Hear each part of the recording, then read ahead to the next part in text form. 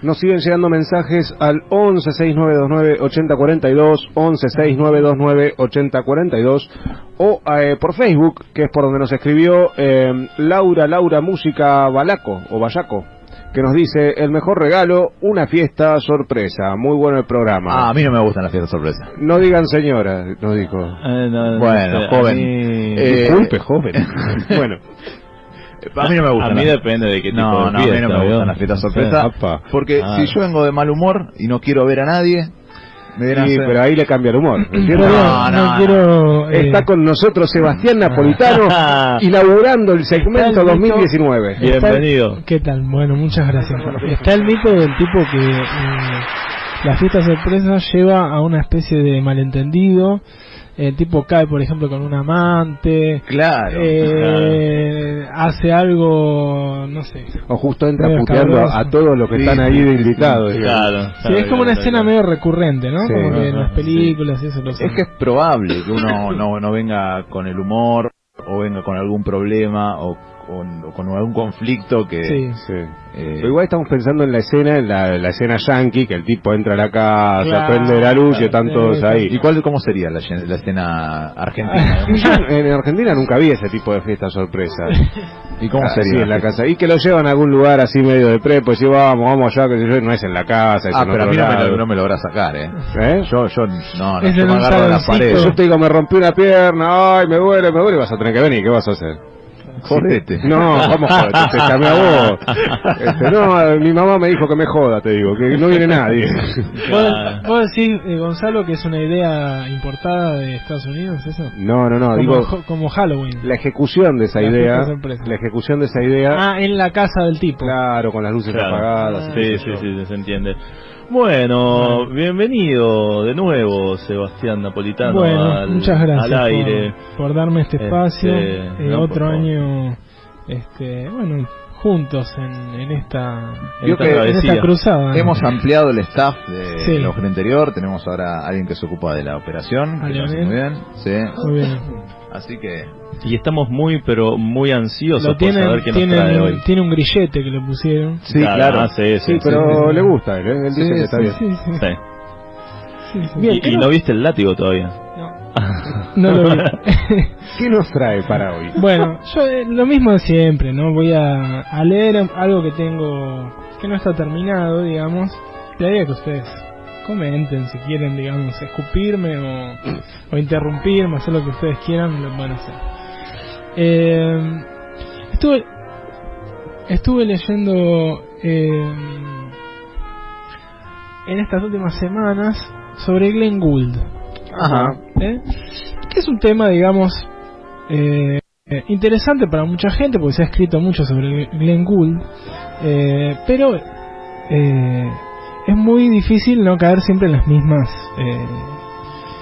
una especie de lugar común con respecto a la figura de Glenn Gould, ¿no? El autista, diríamos como la imagen del genio excéntrico, con todos los tips, digamos, y los tics más que tips, que tiene, digamos, una especie de genio idiota como era Glenn Gould, toda esta especie de murmullo que hacía cuando tocaba, la silla de nana esa que tenía, el pánico que tenía, por ejemplo, a dar la mano, y toda una serie. Por ejemplo, si estaba en una habitación pintada con colores primarios, no podía... ¿Con los tres o con cualquiera? Con cualquiera, tenían que ser colores pasteles, digamos. Increíble. Mezclados, sí, después, últimamente se habla mucho de que el tipo tenía una suerte de Asperger, un autismo de alto rendimiento, o algo así, digamos, no sé si estoy ofendiendo a alguien diciendo esto. No. Bueno, pero eso es algo que, digamos, se dice ahora. En ese momento el tipo era simplemente un genio un poco loco, básicamente, ¿no? Pero es otra cosa la que yo quiero rescatar de Glenn Gould, y para eso nos vamos a remontar a un momento de la historia, que dice así: dice: una vez terminada la guerra, cuando el pianista Peter Gellhorn se enteró de los cargos con los que la Comisión de Control aliada acusaba a la soprano Elizabeth Schwarzkopf, se preguntó si un panadero deja de hacer pan cuando no le gusta el gobierno. obviamente la guerra, estamos hablando de la Segunda Guerra Mundial, ¿no es cierto? Y la Comisión de Control Aliada era una especie de comisión que juzgaba, digamos, a los artistas, que se dedicó exclusivamente a juzgar a los artistas y el rol que habían tenido durante el nazismo, ¿no? Sí. Desde luego que la mayoría de los artistas que habían estado en Alemania estaban muy comprometidos, ¿no? Claro. Como Von Karajan, etcétera. Sí. Bueno, Gellhorn era un pianista que la había acompañado en algunas giras antes de tener que irse de Berlín por su origen judío y exiliarse en Estados Unidos, mientras ella, la soprano, afiliada al partido nazi, era nombrada por Goebbels en una lista de artistas bendecidos por Dios. Y además, obviamente, tenía su carnet de afiliación al partido, etcétera. Finalmente, ante el descontento de los sectores más duros de los servicios secretos estadounidenses que esperaban un castigo ejemplificador, Schwarzkopf fue absuelta, al igual que otros grandes músicos como Wilhelm Furtwängler, que para ejercer presión amenazó con irse a la Unión Soviética, ¿no? Le dijo: si me juzgan, me voy a la Rusia comunista, y ni nos vimos, ¿no? Y los tipos lo perdonaron, y había sectores de la CIA que obviamente querían un castigo más duro. Bueno, en Inglaterra, Schwarzkopf se casó con Walter Lee, que era un productor discográfico de EMI, y más tarde, con una carrera internacional prestigiosa, fue nombrada Dama del Imperio Británico. Es decir, que todo su pasado nazi fue olvidado. Sí. En 1953, EMI produjo una versión de Tristán e Isolda dirigida por justamente Furtwängler. El papel de Isolda lo hacía Kirsten Flagstad, que aunque estaba en un buen momento de su carrera, ya tenía 53 años y no llegaba a los dos do sobreagudos que Wagner escribió para Isolda en la primera escena del segundo acto. Ajá. Recordemos que Kirsten Flagstad fue una de las más grandes cantantes wagnerianas. De hecho, hay una anécdota que encontré en una reseña de Jorge de Urbano, que era un crítico argentino, antiperonista, que se hizo cargo del Colón en el 55. Mirá vos. Sí. Y Urbano cuenta que en la primera vez que Flagstad visitó Buenos Aires, durante el ensayo general de Tristán y Isolda, justamente el director Erich Kleiber, creo que era el padre de Carlos Kleiber, ¿no?, interrumpió a la orquesta, le pidió a la cantante que se acercara al proscenio de Colón, y dirigiéndose al público dijo: les presento a la mayor cantante wagneriana del siglo. Bueno, además de Urbano decía que no había que buscar digamos la calidad de Flagstad como cantante en sus discos, ¿no? Que era muy impactante verla a ella en el escenario, y que como actriz era muy buena. ¿Y qué hizo con esos dos do que no llegaban? Eso es lo que no se adelante, Hayo siempre ansioso. Bueno, volviendo al disco de EMI, como me pide acá, a los gritos me pide Hayo, no sé si ustedes saben, pero EMI, las siglas de EMI es Electrical and Mechanical Industries. Ajá. Eso implica que era una empresa inglesa que se dedicaba a construir armamento bélico, básicamente. De hecho, por ejemplo, para ubicar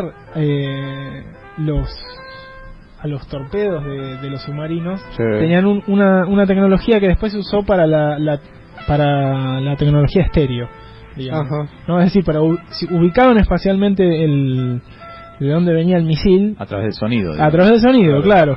Entonces, digamos, esa misma tecnología se usó después en un estudio de grabación por eso EMI, digamos, fue una empresa discográfica muy importante, digamos, porque contaba con la tecnología que le había dejado la guerra, básicamente. Claro. Bueno, Lee, que estaba casado con Schwarzkopf, como ya les conté, propuso a su esposa para contar esos do que Flagstad no podía cantar. Entonces todo lo que tenía que hacer Schwarzkopf era esperar el momento, y mientras Flagstad hacía un breve silencio, interrumpiendo la frase que venía cantando, hacer el do en ese momento y callarse inmediatamente para que Flagstad pudiera seguir la frase, claro. Seguir la frase. De hecho, si ustedes buscan la versión si quieren, el próximo programa la buscamos con tiempo y se escucha, digamos, el do de Schwarzkopf y Flagstad como sigue, básicamente. Pero se nota eso, porque se nota, sí, si uno no sabe puede digamos perdérselo. Claro. De hecho, nadie se había dado cuenta hasta que pasó algo Pero perdón, yo no entendí bien qué hacía. Cantaba, no llegaba, eso quedó claro. No llegaba. Entonces, en el momento antes de cantar ese do, se no hacía callaba. nada, y la otra cantaba el do en su lugar. Ok, ahí entendí, otra persona, ahí va, sí, listo. Ahí va. Claro. Ok, sí. Bien. Bueno. Pero no hubiese sido más delicado que De cante la- espaldas cantaba, me imagino, porque se ve además. No, pero era una grabación, hombre. ¿Dónde está usted? Pero estábamos hablando del Colón recién. No. A ver, ordenemos un poquito la cosa, porque esto es un lío, señor. Perdón. Acá hay algo muy importante. En la Rodríguez grabación, que haga lo Rodríguez que está quiera. pensando en el boleto estudiantil. Está pero pensando yo en te- otra cosa. No, sí. pero escúchame, nadie duda que en una Nico, grabación Fabio, vos me Sí, entendís. sí, perfecto. en ¿Me una, estás siguiendo bien? en una grabación se puede manejar lo que uno quiera. Bueno, ahora, en esta época no sé No, si lo no. conocí. Pero es justamente a lo que yo, digamos, es lo que me interesa, digamos. Polémico. Esto es lo que me interesa. Justamente para los oyentes del siglo XX de la música clásica, el disco significaba una suerte de sucedáneo sucedáneo es una palabra que no me gusta, me gustaría encontrar otra palabra. Entonces, es una especie de sustituto de la presentación en vivo. Esto es algo, digamos, bastante unánime. De hecho, he leído algunos libros al respecto.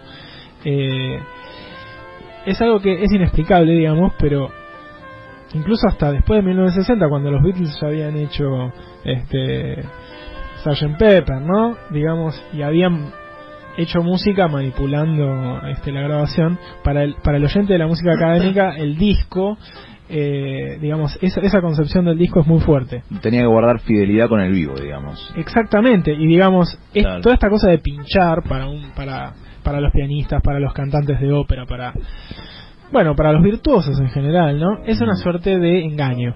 Claro. Bien. Más o menos como anoté acá, esta concepción explica en parte la indignación del público cuando el Daily Mail filtró la información de que los do de la versión de Tristán y Isolda no eran de Flaxton, sino que eran de Schwarzkopf. Claro. Bien, se filtró la información y Sí. generó una especie de indignación. Claro, lo interesante es que bajo esa concepción lo tenían que hacer en vivo, o sea, una tenía que parar, no Sí. había un Sí, recorte. lo que pasa es que en ese momento no sé si se podía pinchar. Creo que no cortar existía en el cinta. 53, me parece que todavía. Claro, pero eso es algo que se empezó a hacer después. Eso Claro. habría que averiguar, no sé exactamente. entiendo que sí, que se podía. Que Tenés se podía. obras electroacústicas anteriores Anteriores, que bueno. estaban cortando cinta, justamente. Así Bueno, que sí, en ese momento, digamos, igual se ve que es más fácil hacerlo si lo podían hacer en vivo. Sí. se ve que los tipos en ese momento o no podían o no tenían a ninguno que supiera hacerlo, y dijeron, bueno, o por ahí, no sé, prefirieron hacer eso. Pero bueno, como para el pianista canadiense Glenn Gould, la anécdota de los dos sobreagudos de Schwarzkopf-Flagstad, digamos, como una especie de entidad, según su artículo de 1966 The Prophet of Recordings, el caso le sirvió a los puristas indignados, para quienes la música es el último deporte sangriento, y aullaron como si hubieran sido privados de un asesinato, ¿no? Como una suerte de argumento a favor de la moral estética. Cuando hablamos de moral estética hablamos de esto, esta especie de fidelidad del disco con la presentación en vivo. Ujú. Eso es así, tanto que muy pocos pianistas usaron algo que Gould sí usó en sus grabaciones, que es la sobregrabación, o en Ajá. inglés overdub, algo que hablamos el año pasado cuando hablamos de Tristano, que lo usaba. Sí. Que de hecho Lenny Tristano, que era un pianista de jazz, que ciego, que contábamos el año pasado, que lo habíamos calificado de trosco incluso, por ser intransigente, qué sé Sí, yo, sí, estéticamente. Bueno, sin ninguna ofensa para los No, troscos, para nada. para los compañeros troscos. Bueno, en fin. No, lo que quería decir es que cuando Tristano grabó y hizo estos overdubs y qué sé yo, fue muy criticado, digamos, y fue acusado de hacer trampa. Sí. Claro. No, quiere decir que es algo que no solamente pertenecía al mundo de la música clásica, sino que también, incluso hasta en el rock, había toda una movida de, digamos, que pretendía orientar la grabación hacia el vivo. Una banda de rock sonara como una banda en vivo, incluso hasta Claro. los Beatles quisieron en algún momento volver a sonar como una banda en vivo. De hecho, el concierto en la terraza es eso, es Claro. un intento de los Beatles por volver a los ensayos. Bueno, bien. Bien, quisiera pensar ¿Cómo aplauden acá? Che, pará. Sí, pasó todavía no importante, terminamos. No, están las jornadas del Fladen abajo, sucediendo en este momento. El tema es, entonces, la cuestión sobre si hay trampa o no hay trampa con la pinchadura. Yo creo que es un problema más que nada, no sé si decir ideológico, pero sí, es como una suerte de concepción, Sí. una especie de tara, diría yo, ¿no? De hecho hay un disco de Gould, que es del 71, me parece que Gould, ¿qué hace? Transcribe música de Wagner. Uh-huh. Es un disco raro, es un disco que no, digamos, incluso hasta en la discografía de Gould no es muy poco conocido. Y está en Spotify. no sé. Ok. Está en YouTube seguramente. Ok. Bueno, en fin, en realidad lo que hace Gould ahí es toma el preludio de Meistersinger, que es, obviamente, si ustedes conocen el preludio, está hecho con 6 temas que al principio se suceden el uno al otro, hasta que en algún momento se juntan todos y suenan todos al mismo tiempo, y parece una especie de momento fugado, digamos, muy complejo orquestalmente incluso. Y lo que hace Gould es, en lugar de jugarse a meterse a tratar de resolver con los 10 dedos esa situación, lo que hace es sobregrabar, ¿no? Y empieza a grabar capas de sonidos. Obviamente que en el 71 los Beatles ya habían grabado toda su obra, básicamente, o sea que no está haciendo nada nuevo en un sentido general, pero sí está haciendo algo nuevo dentro de su esfera, digamos, ideológica y el género en el que se está moviendo, digamos. No conozco otros pianistas que utilizaran esa bueno, Gardel ya lo hacía, se grababa la segunda voz en 1930. Claro, pero yo entiendo que tiene que ver también con un tema de rigurosidad histórica, porque tal vez digo, porque la música clásica, barroca, o sea, todo lo que sea antes de que estén las posibilidades de grabar, estaba pensada para ser tocada en vivo. O sea, intervenir, digamos, en lo que es la grabación, técnicamente intervenir en una grabación es intervenir en la obra, me parece, desde alguna concepción. Cosa que una obra de los Beatles ya está incorporado, trabajan sobre el disco. Claro, sí, desde luego, pero lo que pasa es que ahí es donde empieza otro capítulo, que si quieren lo seguimos la próxima. Me gusta el continuará. Que es la concepción que tenía Glenn Gould de la música en general, claro, digamos, que era mucho más pragmática, tenía una concepción que bordeaba lo ahistórico, ¿no? En el sentido de él estaba en contra de las interpretaciones históricas. Decías que, por ejemplo, los intérpretes de Bach que no quieren escuchar a Bach en el piano sufren de un exceso de musicología, por ejemplo. Claro. Y digamos, hay muchas cosas, muchas aristas en el pensamiento de Gould que van en ese sentido de por qué, por eso algunos teóricos lo etiquetan como un pragmático, digamos, claro, o alguien que se dedica a experimentar con la obra, digamos, más allá de las condiciones históricas. Pero también es lógico, porque es conservar el funcionamiento de la obra, el mismo funcionamiento que tenía en el pasado la obra, es anacrónico. O sea, el funcionamiento de la música hoy es distinto al que había en el siglo XIX. Es imposible porque ha cambiado el sujeto que escucha por también. Eso.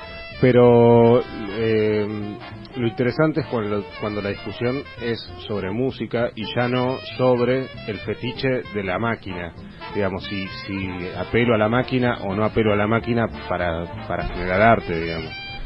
Porque la discusión que se plantea en determinado momento es esa: no, ¿hay trampa o no hay trampa? Claro, eso es muy corto. Claro, ¿es verdad o no es verdad? Esa es como quedarse en el primer nivel, digamos, de análisis. La cuestión más interesante por ahí es si hay música o no hay música, qué sé yo. Claro, sí.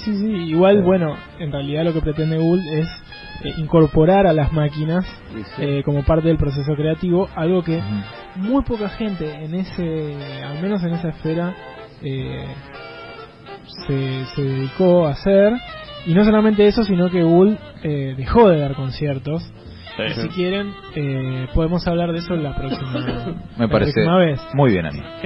Lo último que voy a decir es obviamente que ustedes por ahí puede ser que recuerden un cuento de Borges que se llama Pierre Menard, que es un autor francés de principio del siglo que pretende reescribir el Quijote, pero no, digamos, reescribirlo en el estilo moderno, ni hacer que el Quijote viaje a Nueva York, ¿no? a Wall Street, por ejemplo. Claro. Sino es reescribir el Quijote letra por letra, digamos, es decir, literalmente, ¿no? Lo que exigía del lector, de alguna forma, abolir prácticamente todo el pasado, al menos todo el pasado hasta llegar al Quijote, y incluso hasta la escritura del mismo Quijote, ¿no? Como esa paradoja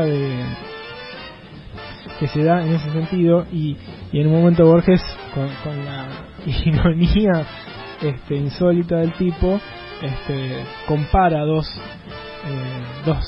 fragmentos que son exactamente iguales, y uno escrito por Cervantes y el otro escrito por Menard, y uno lo interpreta de una forma, es el mismo fragmento y uno quiere decir una cosa y el otro quiere decir completamente otra, ¿no? Claro.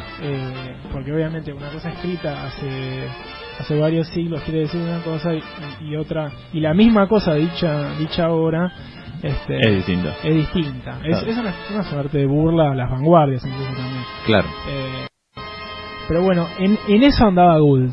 Algo de eso hay en la estética y en el pensamiento de Glenn Gould, que si quieren lo podemos continuar. El lunes que viene quiero seguir, yo quiero seguir escuchando de esto. Sí. Por Bien, favor. le damos continuidad entonces el lunes que viene, porque ya nos tenemos que ir para las noticias de este bendito país. ¿Le parece? Me escucho muy bajito yo, no sé si quiere revisar. Yo confío, ¿no? Pero chequealo por las dudas. Confío igual, a veces pasa. Vamos rapidísimo con página 12.